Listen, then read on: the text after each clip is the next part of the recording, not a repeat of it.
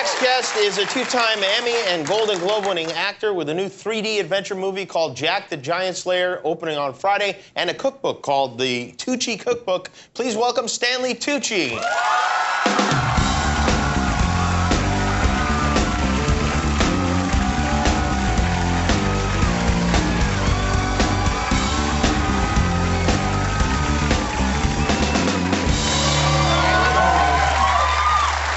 We're out of bleeps for the night, so hopefully you won't use any profanity.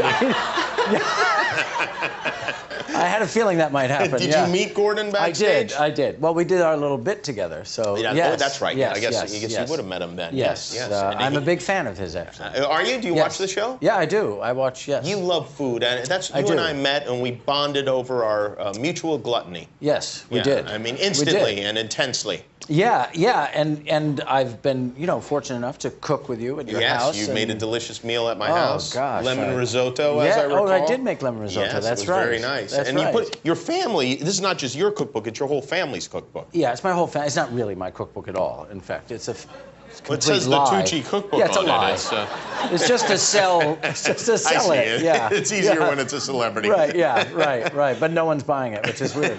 Yes, it's a book that was published about 13 years ago, and it went out of print. It did very well at the beginning, and then went out of print, and then people were selling this, copies of the original, on like eBay or Amazon or whatever for like $3,000 to $4,000. I heard that. They were crazy expensive, yeah. So we decided, my now new wife, she's a literary agent, and she was able to sort of facilitate this being republished. Bright. So we revamped it, we did new pictures, and we pretended it was my book, and that was it, Well, the recipes are just as good. They are. The recipes don't get old, just the food does. That's right, and me.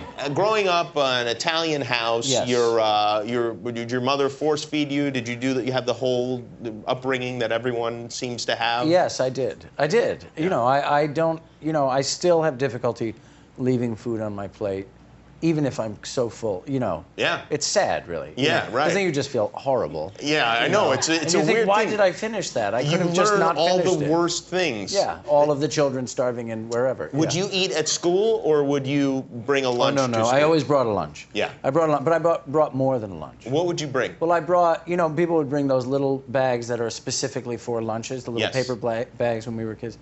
I brought a grocery bag filled with food. Same here. You did. Same here. Yeah. You did. Yeah. It was, and if it was a sandwich like maybe a veal cutlet sandwich or eggplant parmigiana or even just scrambled eggs and peppers and potatoes, something like that, it was an entire, and I weighed like 90 pounds. Same here, an entire loaf of bread.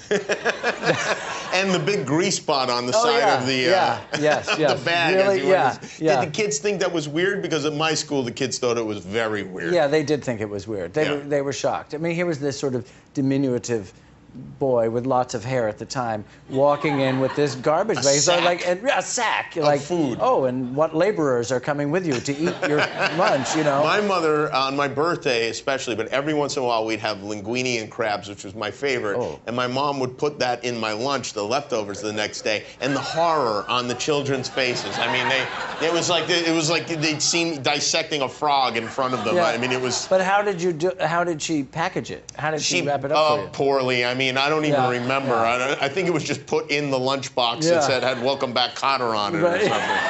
Yeah, you had to boil your own crab.